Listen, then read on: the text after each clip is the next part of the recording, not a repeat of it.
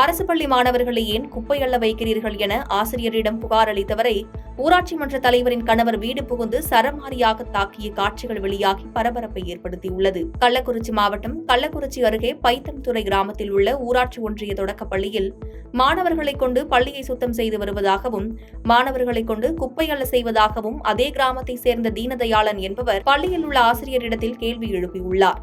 இந்த நிலையில் மாணவர்களை எப்படி சுத்தம் செய்ய வைப்பீர்கள் என்ற கேள்வி எழுப்புவதற்கு பைத்தம்துறை ஊராட்சி மன்ற தலைவரின் கணவர் முத்துசாமி மற்றும் அவரது சகோதரர் சண்முகம் ஆகிய இருவர் பைத்தம்துறை பேருந்து நிறுத்தத்தில் மளிகை கடை மற்றும் வீடு ஆகியவற்றை வைத்துள்ள தீனதயாளனின் இடத்திற்கு சென்று தகாத வார்த்தையில் திட்டி தாக்கியுள்ளனர். தற்போது அந்த சிசிடிவி வீடியோ வெளியாகி பரபரப்பை ஏற்படுத்தியுள்ளது.